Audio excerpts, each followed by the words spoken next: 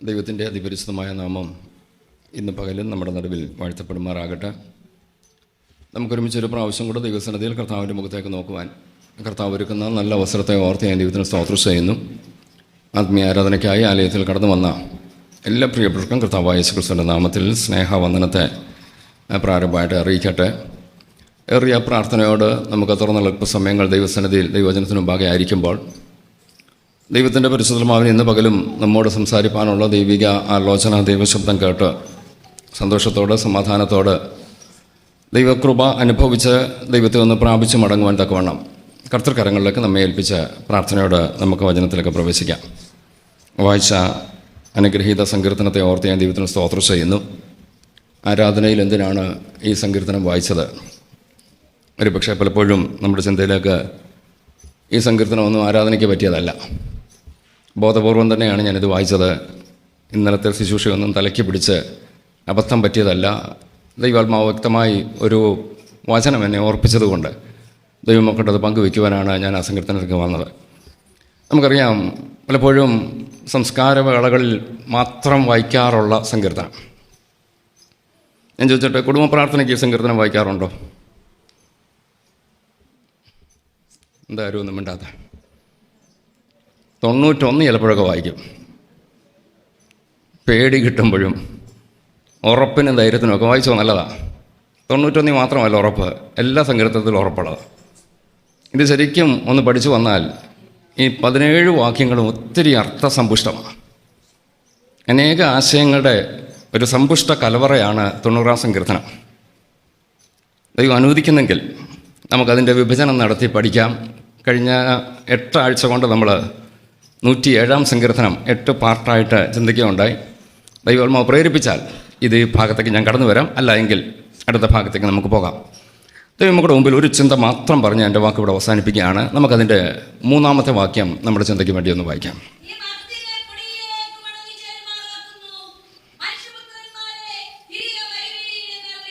മതി.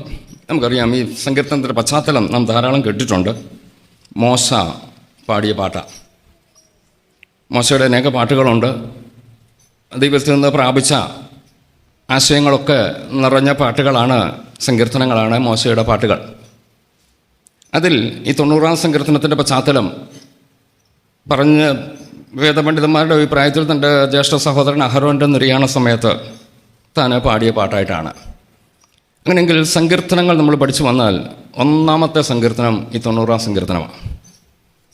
അതിനുശേഷമാണ് മറ്റ് സങ്കീർത്തനങ്ങളൊക്കെ എഴുതിയിട്ടുള്ളത്. ദാവീദ്, ആസാഫ്, കോരഹപുത്രന്മാർ, ശലോമോൻ, ഇവരൊക്കെ സങ്കീർത്തനം എഴുതിയിട്ടുണ്ടെങ്കിലും അവർക്കൊക്കെ മുമ്പിൽ എഴുതിയ, അല്ലെങ്കിൽ അവരുടെ പൂർവികനായിരുന്നു മോശ. സങ്കീർത്തനത്തിൻ്റെ കാലപ്പഴക്കം നോക്കിയാൽ 1-ാം സങ്കീർത്തനം അഥവാ 1-ാമത് എഴുതിയ സങ്കീർത്തനം 90-ാം സങ്കീർത്തനമാണ്. എന്നാൽ പുസ്തകം ക്രമീകരിച്ചപ്പോൾ എന്തൊക്കെയോ ദൈവാത്മാവിൻ്റെ നിയോഗമോ വേദപണ്ഡിതന്മാരുടെ അഭിപ്രായമോ അനുസരിച്ച് ഇപ്രകാരം ഇത് ക്രമീകരിക്കപ്പെട്ടു എന്ന് മാത്രമേ ഉള്ളൂ. ആ വാക്യത്തിൽ നിന്ന് 2 പദങ്ങളാണ് ദൈവമക്കളുടെ മുമ്പിൽ ഞാൻ കൊണ്ടുവരാൻ ആഗ്രഹിക്കുന്നത്.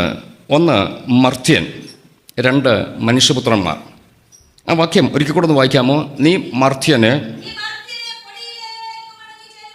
മർത്യൻ പൊടിയിലേക്ക് മടങ്ങുന്നു. അടുത്തത്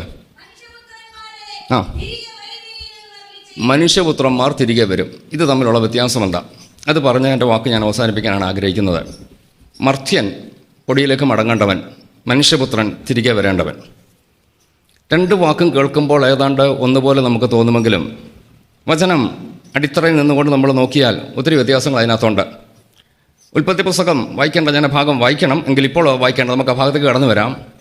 മർത്യൻ എന്ന വാക്കിന് ശരിയായ അർത്ഥം നോക്കിയാൽ മണ്ണിലേക്ക് ചേരേണ്ട വ്യക്തിയാണ്.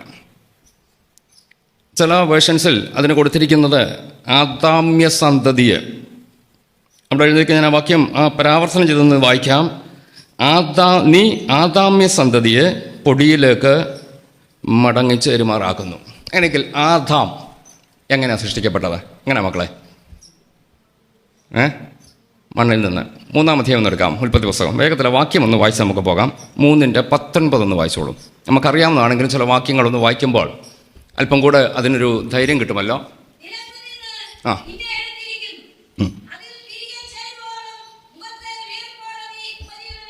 ആ നീ പൊടിയാകുന്നു. മതി. ഈ വാക്ക് ആരോടാ ദൈവം പറഞ്ഞു? ആദാമിനോട്. നമുക്കറിയാമല്ലോ, ഏദൻ തോട്ടത്തിൽ പാപം ചെയ്തു, ദൈവകൽപ്പന ലംഘിച്ച ആദാം ഹൗവ ദമ്പതികളെ തോട്ടത്തിൽ നിന്ന് പുറത്താക്കി അവരെ പറഞ്ഞു വിടുമ്പോൾ പറയുന്ന വാക്കാണ്, നീ പൊടിയാകുന്നു, നീ പൊടിയിലേക്ക് തിരികെ ചേരും. അങ്ങനെയെങ്കിൽ പൊടിയിലേക്ക് തിരികെ ചേരുന്ന ശരീരമാണ് ആദാമിൻ്റെ ശരീരം. മാനുഷികമായി ചിന്തിക്കുമ്പോൾ നമ്മളൊക്കെ ആദാമ്യ സന്തതികളാണ്. അല്ലെങ്കിൽ ആദാമ്യ സന്തതികൾ പൊടിയിൽ ചേരേണ്ടവരാ. ഇന്നല്ലെങ്കിൽ നാളെ മരണം നിശ്ചയം, സമയം നിശ്ചയമല്ല. അതാണ് മരണത്തിൻ്റെ പ്രത്യേകത. ചിന്തകൻ അതേക്കുറിച്ച് പറഞ്ഞൊരു വാക്ക് ഞാനിങ്ങനെ ഓർക്കുന്നുണ്ട്. അനിശ്ചിതത്വവും സുനിശ്ചിതത്വവും കൂട്ടിമുട്ടുന്ന ബിന്ദുവാണ് മരണം. സമയം അഥവാ മരണം സുനിശ്ചിതമാണ്, സമയം അനിശ്ചിതമാണ്. ഈ അനിശ്ചിതമായ സമയത്ത് സുനിശ്ചിതമായ മരണം എപ്പോൾ എത്തുമോ അവിടം കൊണ്ട് മനുഷ്യൻ അവസാനിച്ചു.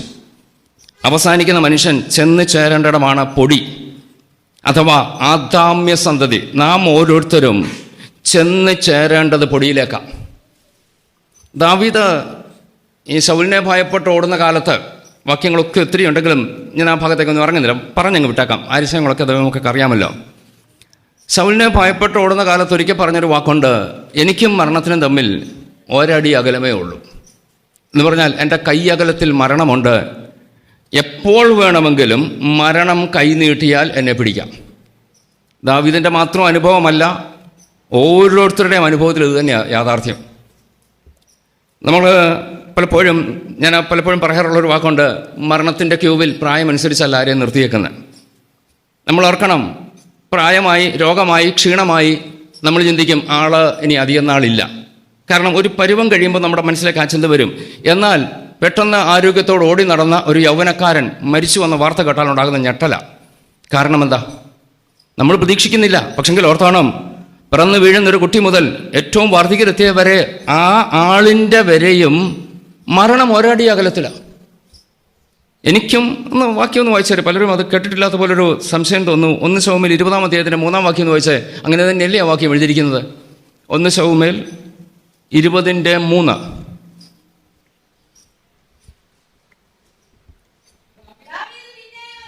ആ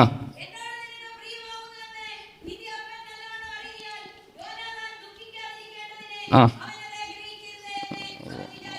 ഒരു മിനിറ്റ് അതല്ല വാക്യം.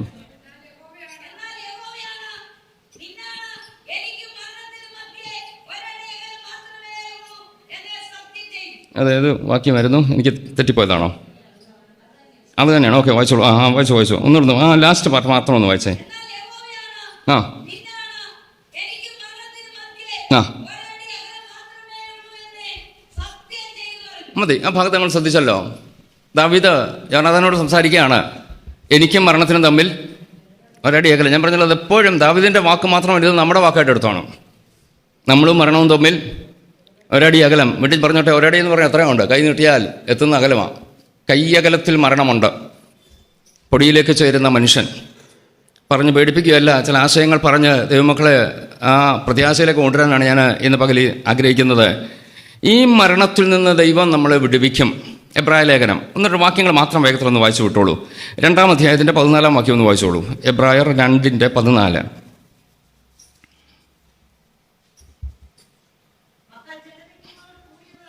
ആ ആ മതി. മരണത്തിൻ്റെ അധികാരിയായ പിശാചിനെ നീക്കി. അങ്ങനെയെങ്കിൽ പിശാച് മരണത്തിൻ്റെ അധികാരിയായിരുന്നു എന്നുവരെ. യേശു കർത്താവ് കാൽവരി ക്രൂശിൽ മരിക്കുന്നത് വരെ മരണത്തിൻ്റെ അധികാരിയായിരുന്ന പിശാച്.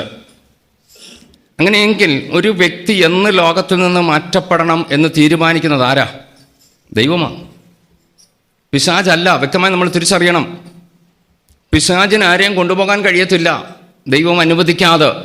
ദൈവം അവിടെ വായിച്ച വാക്യത്തിനാണ് മരണത്തിൻ്റെ അധികാരിയായിരുന്ന പിശാചിനെ തൻ്റെ മരണത്താൽ നീക്കി.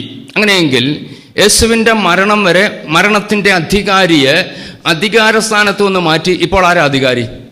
യേശു കർത്താവ്. തെളിവ് വെളിപ്പാട് പുസ്തകത്തിലേക്ക് ഒന്ന് വരാമോ? വെളിപ്പാട് പുസ്തകം 1-ാം അധ്യായത്തിൻ്റെ 18-ാം വാക്യം കൂടെ ഒന്ന് വായിച്ചോളൂ.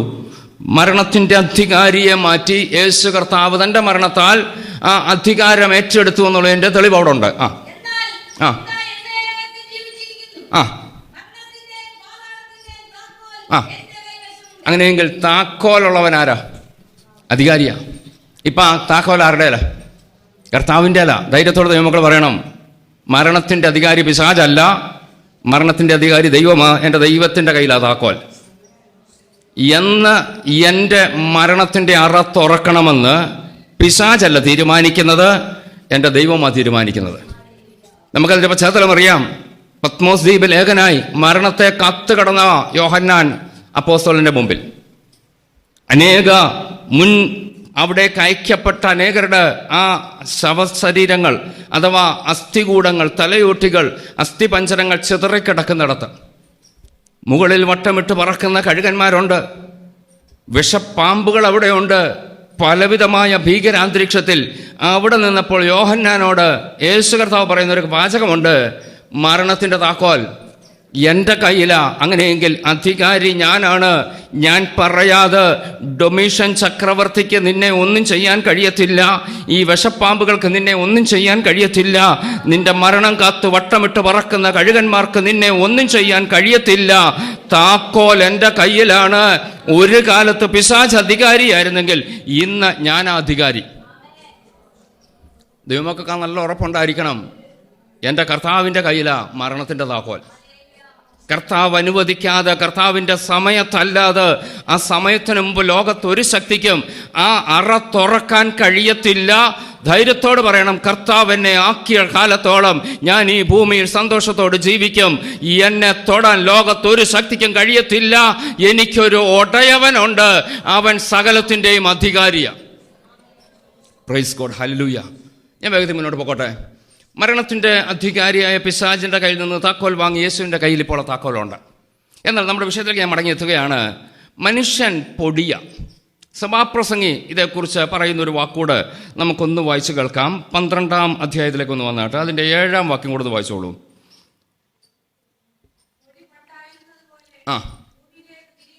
പൊടി പണ്ടായിരുന്നതുപോലെ ഭൂമിയിലേക്ക് തിരികെ ചേരും. മതി, സെക്കൻഡ് പാർട്ടിലേക്ക് ഞാൻ പിന്നീട് വരാം. ആദ്യ ഭാഗം നമ്മൾ കണ്ടു, പൊടി പണ്ടായിരുന്നതുപോലെ. അങ്ങനെയെങ്കിൽ മർത്യൻ, ആദാമ്യ സന്തതി എവിടേക്ക് ചേരും? പൊടിയിലേക്ക് ചേരും. എന്നാൽ ഈ പൊടി ആയ മനുഷ്യനെ ദൈവം മണ്ണുകൊണ്ടുണ്ടാക്കിയ മനുഷ്യൻ്റെ ഉള്ളിൽ ജീവശ്വാസമൂതി ജീവനുള്ള ദേഹിയാക്കി തീർത്തപ്പോൾ മനുഷ്യൻ്റെ ഉള്ളിലൊരു ആത്മാവുണ്ട്. വ്യക്തമായി നമ്മൾ തിരിച്ചറിയണം, ലോകത്തെ സകല മൃഗങ്ങളും മരിച്ചു. അതിനെ മരിച്ചെന്ന് നമ്മൾ പറയത്തില്ല, ചത്തു, മണ്ണോട് ചേരുന്നു. ഓർമ്മ കുറേ കാലം നിൽക്കും നമുക്കിഷ്ടപ്പെട്ട മൃഗങ്ങളാണെങ്കിൽ. അതിനപ്പുറത്തേക്ക് പോകത്തില്ല, കാരണം അതിന് ആത്മാവില്ല. എന്നാൽ മനുഷ്യൻ്റെ ഉള്ളിൽ ദൈവം ഒരാത്മാവിനെ തന്നിട്ടുണ്ട്. നമ്മൾ വായിച്ചത്, പൊടി പണ്ടായിരുന്നതുപോലെ ഭൂമിയിലേക്ക് തിരികെ ചേരും. അങ്ങനെയെങ്കിൽ മർത്യൻ, ആദാമ്യ സന്തതി, പൊടിയിൽ നിന്നെടുത്തവൻ തിരികെ പൊടിയിലേക്ക് ചേരും. അതാണ് നമ്മുടെ കുറിവാക്യം നമ്മൾ വായിച്ചത്. നീ ദൈവമേ, ഒന്നുകൂടെ ആ വാക്യം വായിക്കോ. നമ്മളിങ്ങനെ പറയാം, ദൈവത്തോട് പ്രാർത്ഥിക്കുമ്പോൾ പറയുകയാണ്, ദൈവമേ നീ മർത്യനെ, പൊടിയിൽ നിന്നെടുത്തവനെ പൊടിയിലേക്ക് മടങ്ങിച്ചേരുമാറാക്കുന്നു. നമ്മളിപ്പം വായിച്ചത് തന്നെയല്ല, പൊടി പണ്ടായിരുന്നത് പോലെ പൊടിയിലേക്ക് മടങ്ങുന്നു. ഒന്ന് രണ്ട് വാക്യം കൂടെ വേഗത്തിൽ ഞാൻ ഓർപ്പിച്ച് പെട്ടെന്ന് ആ അടുത്ത ഭാഗത്തേക്ക് കയറാൻ ആഗ്രഹിക്കുകയാണ്. കൊരിന്ത്യ ലേഖനത്തിൽ അപ്പോസ്തലനായ പൗലോസിനെ കുറിച്ച് പറയുന്നൊരു ഭാഗം കൂടെ നമുക്ക് ശ്രദ്ധയിലേക്ക് കൊണ്ടുവരാം. 15-ാം അധ്യായത്തിൻ്റെ 53-ാം വാക്യം കൂടെ ഒന്ന് വായിക്കാമോ? 1 കൊരിന്ത്യർ 15-ന്റെ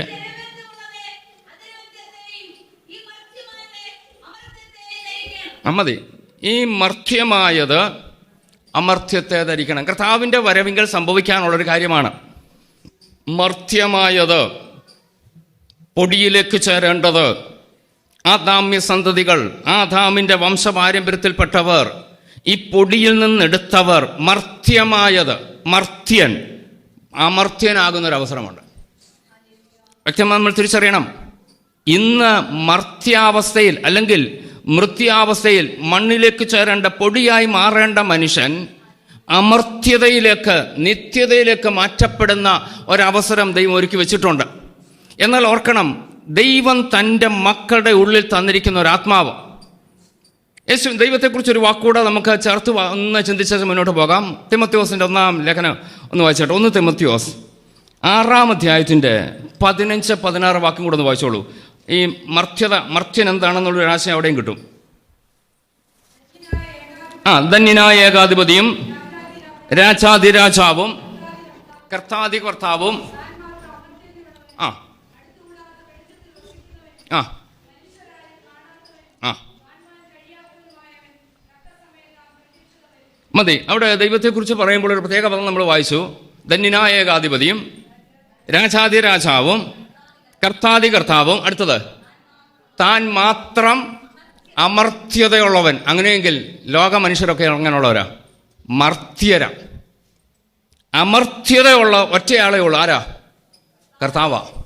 താൻ മാത്രം അമർത്യതയുള്ളവൻ. അങ്ങനെയെങ്കിൽ നമ്മൾ കൊരിന്ത്യലേഖനത്തിൽ വായിച്ചു, ഈ മർത്യമായത് അമർത്യത്തെയും. 54 വായിക്കാമോ? 53 ചേർത്തങ്ങ് വായിച്ചു കൊരിന്ത്യലേഖനത്തിലെ. ഈ ദ്രവത്വമുള്ളത് അദ്രവത്വത്തെയും മർത്യമായത്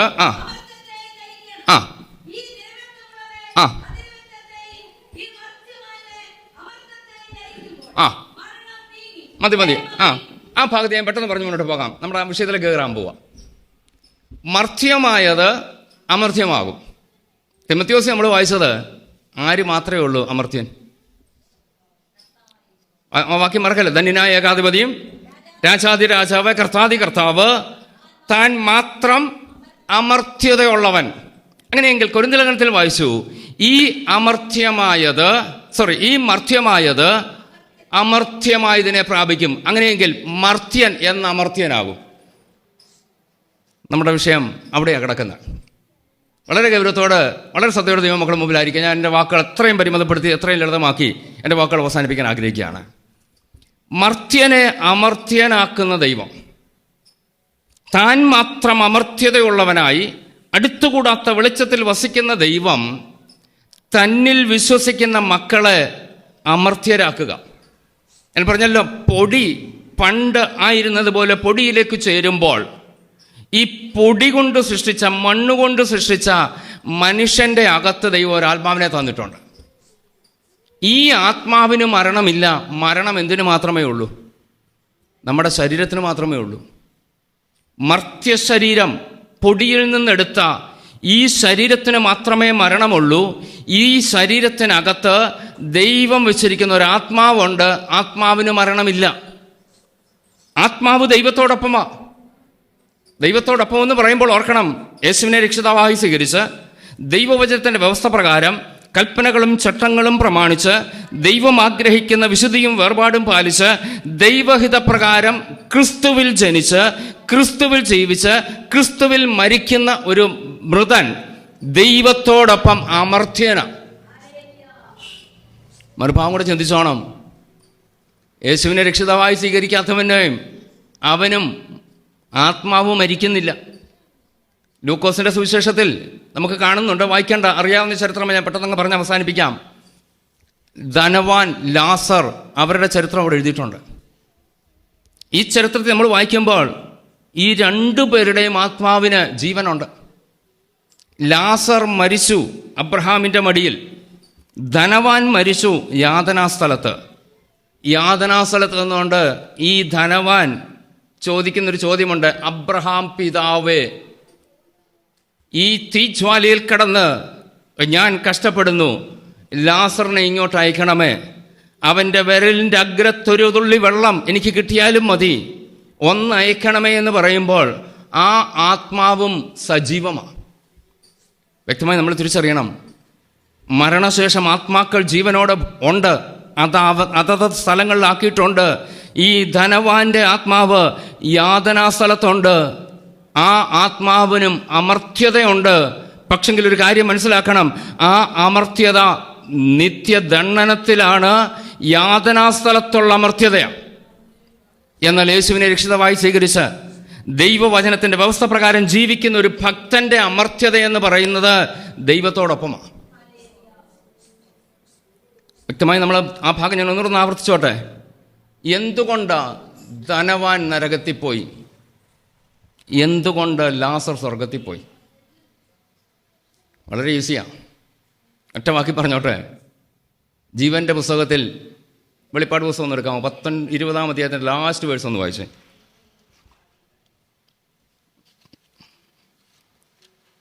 വെളിപ്പാട് 20 അവസാനത്തെ. ജീവപുസ്തകത്തിൽ പേരെഴുതി കാണാത്ത ഏവനെയും. അപ്പം ധനവാനെ തീപ്പൊയ്ക്ക് തള്ളിയിട്ടതിൻ്റെ കാരണം എന്നാ? ജീവപുസ്തകത്തിൽ പേരില്ല, അത്രയേ ഉള്ളൂ, വേറെ കാര്യങ്ങളൊന്നുമില്ല. ആ ധനവാൻ്റെ ലാസറിൻ്റെ ആ ഭാഗമൊക്കെ ഒന്ന് പഠിച്ചു വരുമ്പോൾ ഒത്തിരി ചിന്തകൾ എൻ്റെ മനസ്സിലൊരിക്കൽ വന്ന ആ ഭാഗം ഇങ്ങനെ ധ്യാനിച്ച് വന്നപ്പോൾ വളരെ നല്ലൊരു മനുഷ്യനായി ധനവാൻ. നമ്മളൊന്ന് ഓർത്ത് നോക്കണം, നമ്മളെക്കാളൊക്കെ ഫാർ ബെറ്ററാണ്. തൻ്റെ വീട്ടിൽ മേശമേൽ വീഴുന്ന അപ്പം നുറുക്കുകൾ കൊണ്ട് ആ വിശപ്പടക്കി വന്നിരുന്നു ലാസർ. അപ്പം നുറുക്കുകളെന്നുള്ളതിന് ഞാനൊരു കമൻട്രിയിൽ ഇങ്ങനെ സെർച്ച് ചെയ്തപ്പോൾ അതിനകത്ത് എനിക്ക് മനസ്സിലായതാണ്, ഇന്ന് നമുക്ക് ഭക്ഷണം കഴിഞ്ഞതിന് ശേഷം നമ്മൾ ടിഷ്യൂ കൊണ്ട് കൈ തുടയ്ക്കാറുണ്ട്. അന്ന് കാലത്ത് ധനവാന്മാർ ചെയ്തത് അതിനുവേണ്ടി ഒരു പ്രത്യേക ബ്രെഡുണ്ട് അവർക്ക്, നല്ല മയമുള്ള ആ ബ്രെഡ് എടുത്ത് കൈ തുടയ്ക്കുന്ന അതല്ല. അപ്പോൾ ഇയാൾ നല്ല സ്വാദിഷ്ട കറിയൊക്കെ ഉപയോഗിച്ചാണ് കഴിച്ചതെങ്കിൽ ഈ ബ്രെഡിൽ ഈ കറിയുടെ അംശം ചെന്നിട്ടുണ്ട്. ഇതാണ് ഇപ്പോൾ ആർക്ക് കിട്ടുന്നത്? ലാസർ ഏറ്റവും ബെസ്റ്റ് ഫുഡാണ് നേരം കഴിക്കുന്നത്. അങ്ങനെയെങ്കിൽ ഇത് കഴിക്കാൻ ഈ ലാസറിന് ഈ മനുഷ്യനെ എവിടെ നിർത്തിയേക്കുക? വീട്ടു പിടിക്കൽ. ഒരു പക്ഷേ അത് മാത്രമല്ല, അല്ലാതെയും ഫുഡ് കൊടുക്കുമായിരിക്കും, കാരണം അദ്ദേഹം ഒരു നല്ല മനുഷ്യനാണ്. ഇനിയും ഈ ലാസർ മരണാസന അവസ്ഥയിലെത്തി. ആ സമയത്തും ഇദ്ദേഹം മരിച്ചത് എവിടെ കിടന്ന? ധനവാൻ്റെ പടിപ്പുരയ്ക്കല. ഞാൻ ചോദിച്ചോട്ടെ, നമ്മുടെ ഗേറ്റിങ്കൽ ഒരാൾ വന്ന് കിടക്കുന്നു, വയ്യാത്തൊരു മനുഷ്യൻ കുത്തിയിരിക്കുന്നു, ഇച്ചിരി വെള്ളം താ. നമുക്ക് ദയ തോന്നി വെള്ളം കൊണ്ട് കൊടുത്തു. ഉച്ചയായപ്പോൾ നോക്കിയപ്പം അയാൾ പോയിട്ടില്ല. എന്നാൽ അല്പം ആഹാരം കൊടുത്തേക്കാം. ആഹാരം കൊടുത്തു. സന്ധ്യയായപ്പം പുള്ളിയുടെ ഇച്ചിരി മോശമെന്ന് കണ്ടോ നമ്മളെന്തോ ചെയ്യും? എന്തോ ചെയ്യും? പറഞ്ഞോ, ധൈര്യമായിട്ട് പറഞ്ഞോ. നേരം വെളുപ്പിക്കത്തില്ലെന്ന് തോന്നിയാൽ നമ്മളെന്ത് ചെയ്യും? പഞ്ചായത്തിൽ അറിയിക്കും, പോലീസിൽ അറിയിക്കും. ഈ മനുഷ്യനെ ഇവിടുന്ന് നമ്മുടെ പടിക്ക് കിടന്ന് യാകാൻ നമ്മൾ അനുവദിക്കുമോ? പിന്നെ ഇതിൻ്റെ പൊല്ലാപ്പിനൊക്കെ പുറകെ ആരാ? അങ്ങനെയെങ്കിൽ ഈ മനുഷ്യൻ എത്ര നല്ല മനുഷ്യനാണ്. ആശയം മനസ്സിലാവുന്നുണ്ടോ? ഇയാൾ മരിച്ചതാ വാതിക്കെ കിടന്ന. രാകുന്നവരെ തീറ്റി കൊടുത്തും അങ്ങർക്ക് കൊടുക്കേണ്ട പരിചരണം കൊടുത്തും ഈ മനുഷ്യനെ നിർത്താൻ കാണിച്ച നല്ല മനസ്സുള്ളവനാണ് ആര്? പക്ഷേ അതിൻ്റെ പേരിൽ അയാൾ അവിടെ പോയോ? എന്തുകൊണ്ട് പോയില്ല? വെളിപ്പാട് പുസ്തകം നമ്മൾ വായിച്ചല്ലോ, ജീവപുസ്തകത്തിൽ പേരെഴുതിയില്ല. വ്യക്തമായി നമ്മൾ തിരിച്ചറിയണം, ഈ ഭൂമിയിൽ എനിക്ക് എന്തെല്ലാം ഉണ്ടെങ്കിലും, എത്ര സൽക്കർമ്മം ചെയ്താലും, എന്തെല്ലാം മറ്റു പലരും ചെയ്യാത്ത ഒത്തിരി നല്ല കാര്യങ്ങൾ ഞാൻ ചെയ്താലും ജീവൻ്റെ പുസ്തകത്തിൽ എൻ്റെ പേരില്ലെങ്കിൽ പോക്ക് നടക്കത്തില്ല. വ്യക്തമായ ബോധ്യമുണ്ടാകണം. ജീവൻ്റെ പുസ്തകത്തിൽ പേരെഴുതിയ ദൈവമക്കളെ ഓർത്ത് ഞാൻ ദൈവത്തിന് സ്തോത്രം ചെയ്യുന്നു. കാലാകാലങ്ങളിലായിട്ട് ആ പുസ്തകത്തിൽ പേരെഴുതാൻ കർത്താവ് നമുക്കിടയാക്കിയല്ലോ. ഇനി ഒരു വാക്കുകൂടെ ആ ഭാഗത്ത് കയറി പറഞ്ഞോട്ടെ. ലാസറിൻ്റെ പേര് യേശു കർത്താവ് പറഞ്ഞപ്പോഴും ധനവാന്റെ പേര് എന്തുകൊണ്ടാണ് അവിടെ പറയാഞ്ഞത്? യേശു കർത്താവ് ഇത് നോക്കിയത് ജീവൻ്റെ പുസ്തകം നോക്കിയാ. പുസ്തകത്തിൽ നോക്കിയപ്പോൾ ലാസറിൻ്റെ പേര് കിടപ്പുണ്ട്, പുസ്തകത്തിൽ നോക്കിയപ്പോൾ ആരുടെ പേരില്ല? ധനവാന്റെ പേരില്ല. അതുകൊണ്ട് ദൈവം പറഞ്ഞു അവൻ ധനവാനാ, പേരില്ല. വ്യക്തമായി നമ്മൾ തിരിച്ചറിയണം. ജീവിതത്തിൽ എൻ്റെ കർത്താവിനെ കണ്ടുമുട്ടാൻ ഇടയായതാണ് എൻ്റെ ജീവിതത്തിൻ്റെ ധന്യതയെന്ന് പറഞ്ഞുകൊണ്ട് ദൈവമക്കൾ പറയണം, കർത്താവേ, ജീവൻ്റെ പുസ്തകത്തിൽ പേരെഴുതാൻ എനിക്കിടയാക്കിയതിനാൽ ഞാൻ അങ്ങേക്ക് സ്തോത്രം ചെയ്യുന്നു. ഞാൻ ആ ഭാഗത്തേക്ക് ഒന്നുകൂടെ മടങ്ങിയെത്തട്ടെ. ആത്മാക്കൾക്ക് അമർത്യത ലഭിച്ചത് യേശു കർത്താവ്, നമ്മൾ വായിച്ചല്ലോ, താൻ മാത്രം അമർത്യതയുള്ളവൻ. ആ ജീവൻ്റെ ഈ ഭൂമിയിൽ പിറന്നു വീഴുന്ന മനുഷ്യൻ്റെ ഉള്ളിൽ ദൈവം കൊടുത്തിരിക്കുന്ന ഒരു ആത്മാവ്, ആ ആത്മാവ് ദൈവാത്മാവുമായിട്ട് ചേർന്നെങ്കിൽ മാത്രമേ ഈ അമർത്യതയുള്ള ആത്മാവിന് യേശുവിനോടൊപ്പം വാഴാൻ കഴിയത്തുള്ളൂ. ഇല്ലാത്തിടത്തോളം കാലം അവരുടെ ആത്മാവിന് അമർത്യതയുണ്ടെങ്കിലും ആ ആത്മാവ് യാതനാസ്ഥലത്തായിരിക്കും. നമ്മൾ ഓർക്കണം, കർത്താവേ, ഞങ്ങളിൽ നിന്ന് വേർപെട്ടു പോയ പ്രിയപ്പെട്ടവർ ദൈവസന്നിധിയിൽ ഇന്ന് ആശ്വസിക്കുന്നു, അവർ വിശ്രമിക്കുന്നു. ലാസറിനെ കുറിച്ചൊരു പ്രത്യേക പദം അവിടെ പറയുന്നുണ്ട്.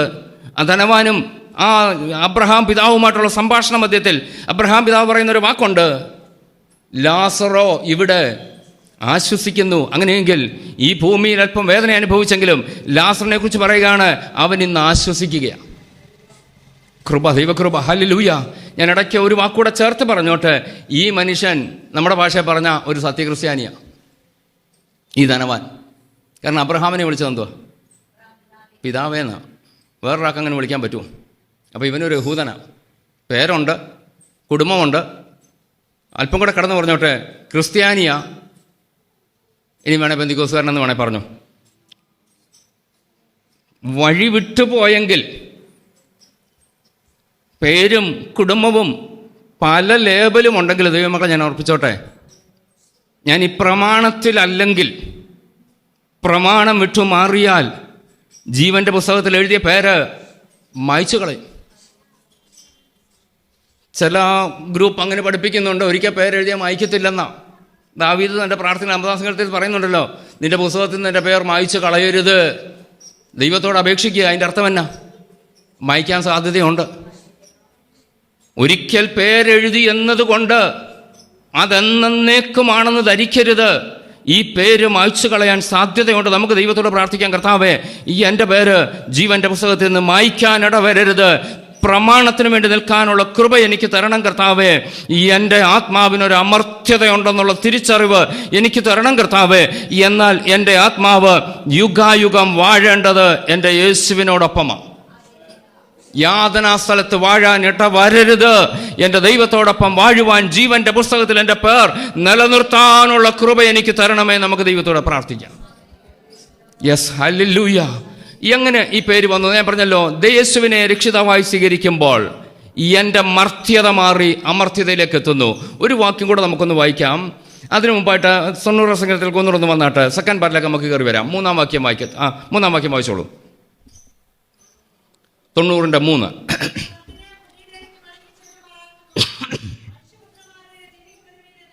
മതി. മനുഷ്യപുത്രന്മാരെ, മർത്യൻ ആരാണെന്ന് നമ്മൾ കണ്ടു. മണ്ണിൽ നിന്നെടുത്ത, നമുക്കറിയാമല്ലോ, മണ്ണിൽ നിന്നെടുത്ത് മണ്ണ് ഭക്ഷിച്ച്, മൺപുരയിൽ പാർത്ത് മണ്ണിനെക്കുറിച്ച് ചിന്തിച്ച് മണ്ണിത്തീരും. ഇതാ മനുഷ്യൻ. ഇത് നമുക്കല്പം ബുദ്ധിമുട്ടുണ്ട് അംഗീകരിക്കാൻ. രക്ഷിക്കപ്പെട്ട് കഴിയുമ്പോൾ നമ്മുടെ ചിന്ത മാറുമെന്നൊക്കെയാണ് ഞാനീ പറഞ്ഞത്. മനുഷ്യശാസ്ത്രം, നരവംശശാസ്ത്രം മനുഷ്യനെക്കുറിച്ച് പറഞ്ഞിരിക്കുന്നൊരു നിർവചനമാണ്. ഞാൻ ആ വാക്കൊന്നുകൂടെ പറയാം. മണ്ണിൽ നിന്നെടുത്ത് മണ്ണിൽ നിന്ന് ഭക്ഷിച്ച് മൺപുരയിൽ പാർത്ത് മണ്ണിനെക്കുറിച്ച് ചിന്തിച്ച് മണ്ണിൽ ചേരും. ഇത്രയേ ഉള്ളൂ മനുഷ്യൻ. ജനനം മണ്ണിൽ നിന്നാണ്, പൊടിയിൽ നിന്നാണ്. ഭക്ഷിക്കുന്നത് മണ്ണിൽ നിന്നുള്ളതാണ്. ആകാശത്തുനിന്ന് വീഴുന്നൊന്നും അല്ലല്ലോ കഴിക്കുന്നത്. ഇസ്രായേൽ മക്കൾ മരുഭൂമിയിൽ യാത്ര ചെയ്ത 40 വർഷം മന്ന കിട്ടി. നമുക്ക് അതൊന്നും കിട്ടുന്നില്ല. നമ്മൾ ഭക്ഷിക്കുന്ന മുഴുവൻ മണ്ണിൽ നിന്നുള്ളതാണ്. പാർക്കുന്ന മൺപുരയല്ല. പറയുമായിരിക്കും ഞങ്ങളുടെ വീട് കോൺക്രീറ്റാണ്. ആയിക്കോട്ടെ, ആ സിമെൻറ്റും കമ്പിയും ഒക്കെ എവിടെ നിന്നാണ് എടുത്ത്? മണ്ണിൽ നിന്നാണ്. അപ്പം പാർക്കുന്നത് മൺപുരയല്ല. ചിന്ത മുഴുവൻ എന്തോ? മണ്ണിനെക്കുറിച്ചോ നാളെക്കുറിച്ചോ നമ്മുടെ ചിന്ത ഇല്ലെന്ന് ആര് പറഞ്ഞു? ആരാധനയ്ക്ക് വരുമ്പം നിത്യതയെക്കുറിച്ചൊരു ബോധം വരും. പ്രശ്നം വരുമ്പോൾ ഒരു സ്തോത്രം വരും. അല്ലാത്തപ്പോഴൊക്കെയോ യോഗം കഴിഞ്ഞ് വീട്ടിൽ ചെന്ന് ചെയ്യേണ്ട കാര്യങ്ങളൊക്കെ ഇപ്പോഴേ പ്ലാൻ ചെയ്യുന്നവരുണ്ട്. നാളത്തെ കാര്യങ്ങൾ, മക്കളുടെ കാര്യം. മണ്ണാണ് നമ്മുടെ ചിന്ത മുഴുവൻ. ഞാൻ പറഞ്ഞല്ലോ, വല്ലപ്പോഴും ഈ വചനമൊക്കെ കേൾക്കുമ്പോഴൊക്കെ ആയിരിക്കും ഒരു വിണ്ണിനെക്കുറിച്ചൊരു ചിന്ത വരുന്നത്. കാരണം ആരുടെയും കുഴപ്പമില്ല, ഞാൻ കുറ്റപ്പെടുത്തി പറയുകയല്ല. മണ്ണിൽ നിന്നെടുത്തവൻ്റെ ചിന്ത മണ്ണാണ്. അവസാനം ചേരുന്നത് അങ്ങോട്ടാ, ഈ മണ്ണിലേക്കാ. എന്നാൽ ഈ മർത്യൻ എപ്പോഴാണ് മനുഷ്യപുത്രനാകുന്നത്? യോഹന്നാൻ്റെ സുവിശേഷം ഒന്ന് എടുക്കാമോ? 5-ാം അധ്യായം 24 മുതൽ 29 വരെ ഉള്ള വാക്യങ്ങളൊന്ന് വായിച്ചോളൂ. യോഹന്നാൻ്റെ സുവിശേഷം 5-ാം അധ്യായത്തിൻ്റെ 24 മുതൽ ഓരോ ഭാഗം വേണം നിർത്തി വായിക്കാം. 24 മുതൽ വായിച്ചോളൂ.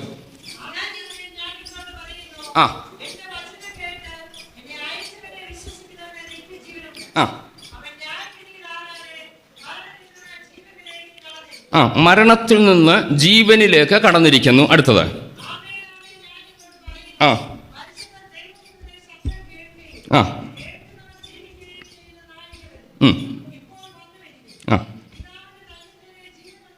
പിതാവിന് തന്നിൽ തന്നെ ജീവനുള്ളതുപോലെ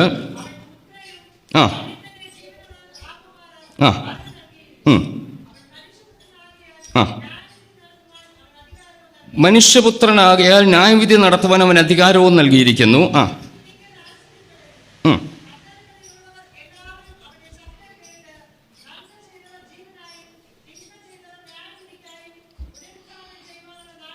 മതി. ആ ഭാഗത്ത് നമ്മൾ ശ്രദ്ധിച്ചു. പിതാവിൻ്റെ അധികാരം പിതാവ് ആർക്ക് കൊടുത്തു? പുത്രന് കൊടുത്തു. യോഹന്നാന്റെ സുവിശേഷം 1:12 അവനെ കൈക്കൊണ്ട് അവൻ്റെ നാമത്തിൽ വിശ്വസിക്കുന്ന ഏവർക്കും ദൈവമക്കളാകുവാനുള്ള അധികാരം അവൻ കൊടുത്തു. അങ്ങനെയെങ്കിൽ പിതാവ് അധികാരം പുത്രന് കൊടുത്തു. ആ പുത്രൻ്റെ അധികാരം ആർക്ക് കിട്ടി? വിശ്വസിക്കുന്നവർക്ക്. ഒന്ന് വായിച്ചാൽ 1:12 തോന്നുന്നത്, 1:8 യോഹന്നാന്റെ സുവിശേഷം 12 എൻ്റെ ധാരണ.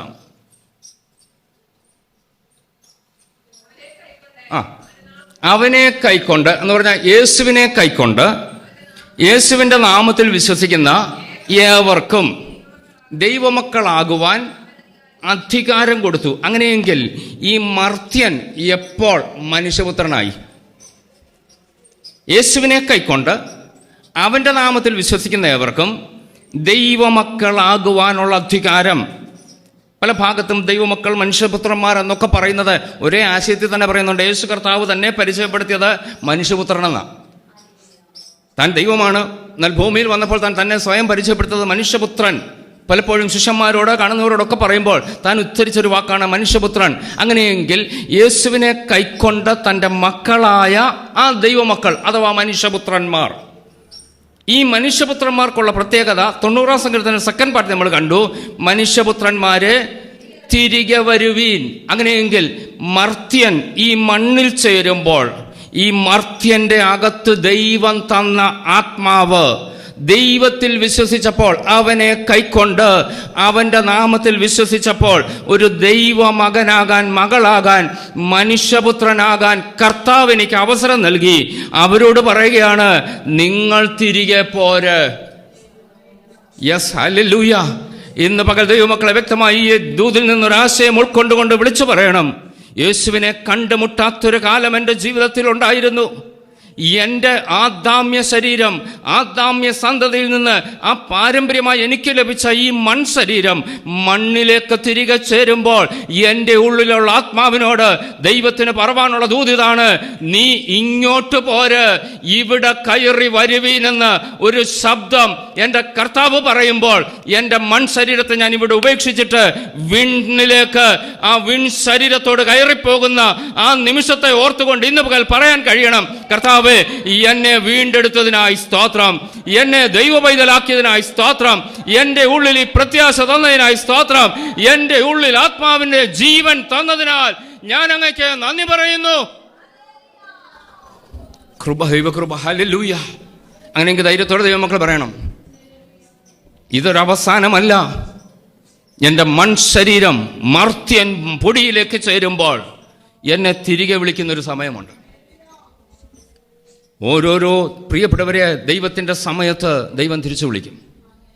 നമ്മൾ പറഞ്ഞോണം, നമ്മുടെ വിളി വരുന്നത് എപ്പോഴെന്ന് അറിയത്തില്ല, പക്ഷെങ്കിൽ ജീവോത്സവത്തിൽ പേര് കാണണം. ഈ പേര് ഇപ്പോഴുണ്ടോ? അതാണ് പ്രധാനം. ഒരിക്കൽ എഴുതി നല്ലത്, ഇന്നും കൃപയിലാണോ? ഇന്നും ആ പേര് മാഞ്ഞിട്ടുണ്ടോ? ദൈവഹിതമല്ലാത്ത വഴിയിലൂടെ പോയി ദൈവം എൻ്റെ പേര് വെട്ടിയോ? കൃപ, ദൈവകൃപ. ഇടയ്ക്കിടയ്ക്കൊന്ന് പരിശോധിക്കുന്ന നല്ലതാണ്. എൻ്റെ പേരവിടെ ഉണ്ടോ? ഞാൻ ഇന്നും ദൈവം കൃപയിലാണോ? പൗലോസ് അപ്പോസ്തലൻ കൊരിന്ത്യലേഖനത്തിൽ പറയുന്നൊരു ഭാഗമുണ്ട്, നിങ്ങൾ ഇപ്പോഴും വിശ്വാസം നിൽക്കുന്നുവെന്ന് നിങ്ങളെ തന്നെ ശോധന ചെയ്തോണം, പരിശോധിച്ചോണം. ഇടയ്ക്കൊക്കെ ഒരു ടെസ്റ്റ് നടത്തുന്നതല്ല.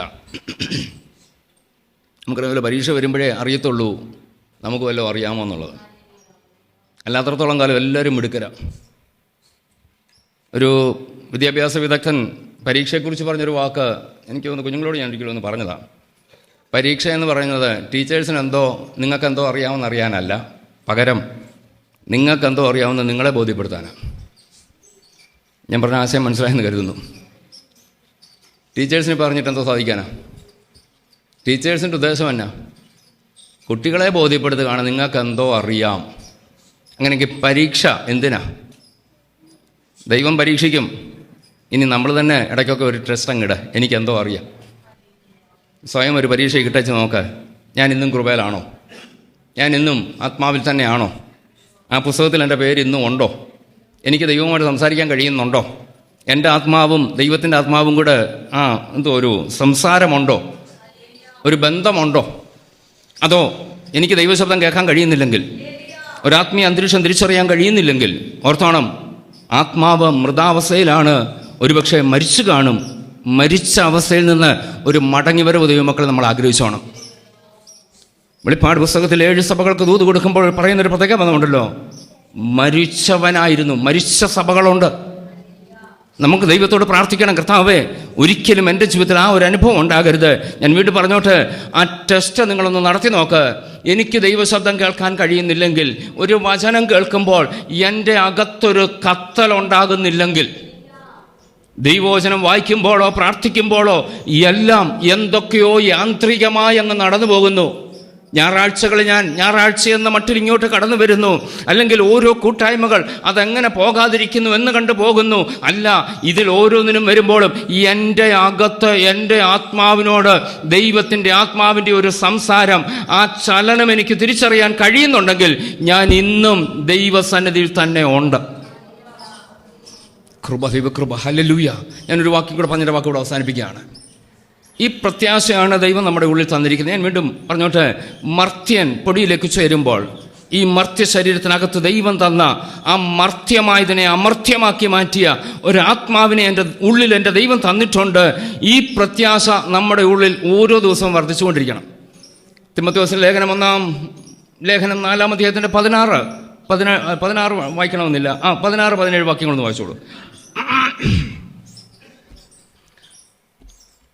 ഞാനിവിടെ ക്ലോസ് ചെയ്യാം, അത് വായിച്ചങ്ങ് അവസാനിപ്പിച്ചേക്കാം. തെസ്സലോനിക്ക ലേഖനം, തിമോഥെയോസ് ഞാൻ പറഞ്ഞല്ലേ, തെസ്സലോനിക്ക ലേഖനം 1 തെസ്സലോനിക്ക ലേഖനം 4-ാം അധ്യായത്തിൻ്റെ 16-17 വാക്യങ്ങൾ. കർത്താവ് താൻ ഗംഭീരനാദത്തോട്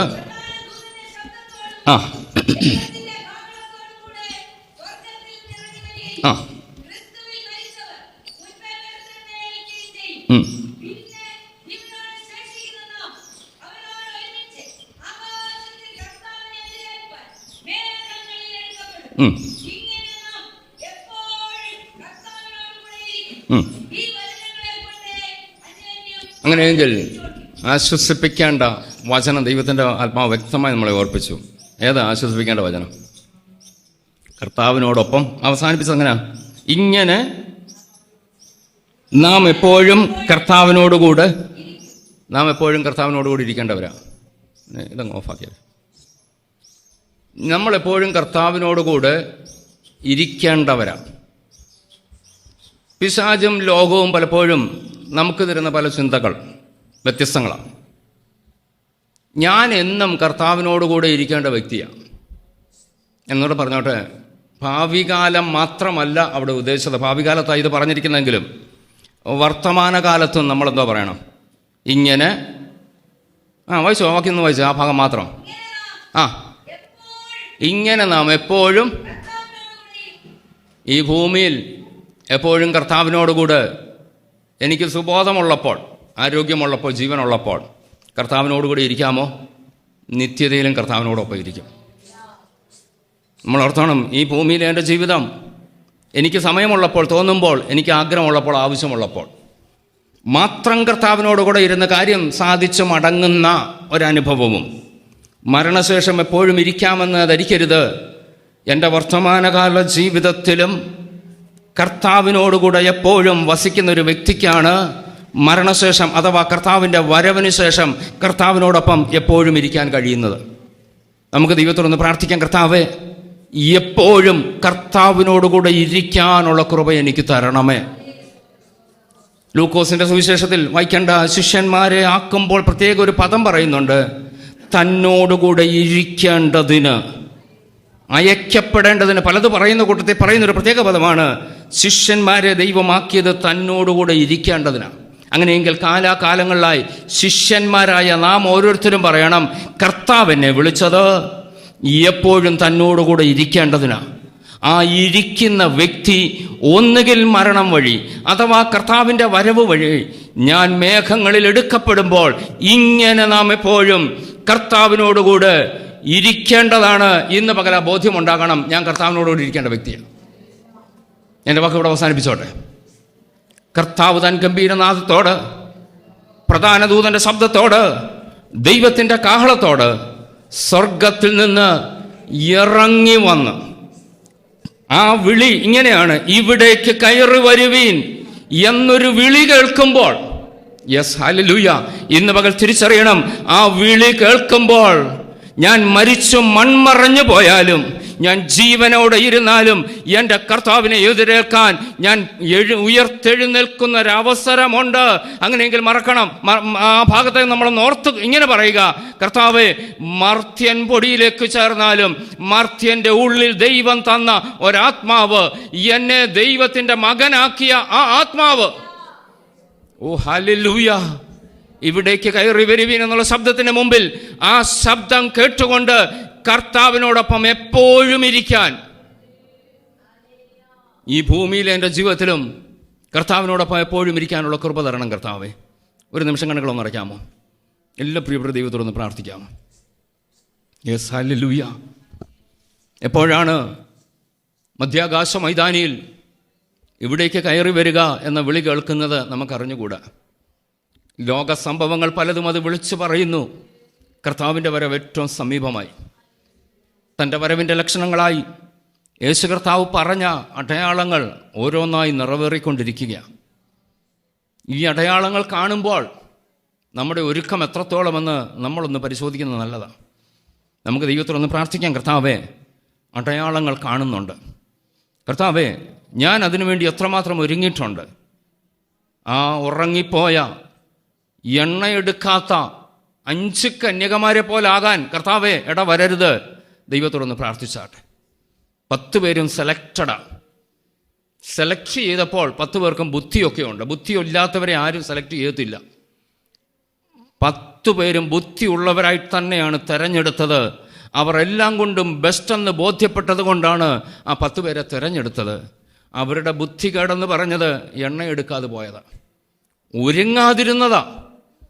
അതിൻ്റെ അവസാന ഭാഗത്തേക്ക് വരുമ്പോൾ ഇപ്രകാരം ഒരു വചനം കാണുന്നുണ്ട്: ഒരുങ്ങിയിരുന്നവർ മണവാളനോടൊപ്പം മണിയറയിൽ പ്രവേശിച്ചു. ഇന്ന് പകൽ ദൈവമക്കളെ ഒരു നിമിഷം സ്വയശോധനയ്ക്ക് വേണ്ടി ഒന്ന് ഏൽപ്പിച്ചു കൊടുക്കാമോ? Yes, hallelujah. ഞാൻ അടയാളങ്ങൾ പലത് കാണുന്നുണ്ട്, എൻ്റെ കർത്താവിൻ്റെ വരവിൻ്റെ ലക്ഷണങ്ങൾ കാണുന്നുണ്ട്. എന്നാൽ ഞാൻ ഉറക്കത്തിലാണോ, ഒരുക്കത്തിലാണോ? ഞാൻ ഉറങ്ങിപ്പോയാൽ, എണ്ണ എടുക്കാതിരുന്നാൽ, ഒരുങ്ങാതിരുന്നാൽ ഞാൻ തള്ളപ്പെടാൻ സാധ്യതയുണ്ട്. ഈ ദിവസങ്ങളിലൊന്നിൽ മധ്യാകാശ മൈതാനിയിൽ ഇവിടേക്ക് കയറി വരിക എന്ന് ആ കർത്താവിൻ്റെ ഗംഭീരനാദത്തോട്, പ്രധാനദൂതൻ്റെ ശബ്ദത്തോട്, ദൈവത്തിൻ്റെ കാഹളത്തോട് ഒരു ശബ്ദം മുഴങ്ങുമ്പോൾ ക്രിസ്തുവിൽ മരിച്ചവർ നമുക്ക് മുമ്പേ ഉയർത്തെഴുന്നേൽക്കും. ആ കൂട്ടത്തിൽ ജീവനോടെ ശേഷിക്കുന്ന നമുക്കും ഉയർത്തെഴുന്നേൽക്കണമെങ്കിൽ, എൻ്റെ യേശുവിനോടൊപ്പം എന്നും വാഴണമെങ്കിൽ, ഈ ഭൂമിയിലെ എൻ്റെ വാസവും എപ്പോഴും എൻ്റെ കർത്താവിനോടൊപ്പം ആകട്ടെ. കർത്താവേ, അതിനെനിക്ക് കൃപ തരണമേ. ഞാൻ ലോകത്തിലാണ് പാർക്കുന്നത്. ഈ ലോകത്തിൻ്റെ പല ആവശ്യങ്ങൾ എനിക്കുണ്ട്. എങ്കിലും കർത്താവേ, അങ്ങേ മറന്നേച്ചു പോകാനിട വരരുത്, അങ്ങേ ഇട്ടേച്ചു പോകാനിട വരരുത്. യേശുവിൻ്റെ മാതാപിതാക്കൾക്ക് പറ്റിയതുപോലെ ദേവാലയത്തിൽ യേശുവിനെ ഇട്ടിട്ട് പോയതുപോലെ ദൈവമക്കളെ തിരക്കിനിടയിൽ യേശുവിനെ മറക്കാനിട വരരുത്. കൂടുണ്ടോ എന്ന് ഓരോ ദിവസവും പരിശോധിക്കുന്നത് നല്ലതാണ്. ആ ശബ്ദം ഞാൻ കേൾക്കുന്നുണ്ടോ? എൻ്റെ ആത്മാവ് ഇന്നും സജീവമാണോ? ഇന്നും ദൈവവുമായിട്ട് എൻ്റെ ആത്മാവിന് ബന്ധപ്പെടാൻ കഴിയുന്നുണ്ടോ? കർത്താവേ, എനിക്കതിന് കൃപ തരണമേ. നമുക്ക് ദൈവത്തോട് പ്രാർത്ഥിക്കാം. മനുഷ്യപുത്രന്മാരെ, തിരികെ വരുവീൻ എന്നുള്ളൊരു ശബ്ദം എന്ന് കേട്ടാലും ആ തിരികെ ചെല്ലാൻ ഒരുക്കത്തോടായിരിക്കാൻ വലിയവനായ കർത്താവ് നമുക്കിടയാക്കട്ടെ. ഈ വചനങ്ങൾ അതിനൊരു മുഖാന്തരമാകട്ടെ എന്നുള്ള പ്രാർത്ഥനയോടെ ഞാൻ എൻ്റെ വാക്കുകൾക്കോട് വിരാമം കൊടുക്കുന്നു. കർത്താവ് നമ്മളെ ഇവരെയും സഹായിക്കും, അനുഗ്രഹിക്കുകയും ചെയ്യുമാറാകട്ടെ.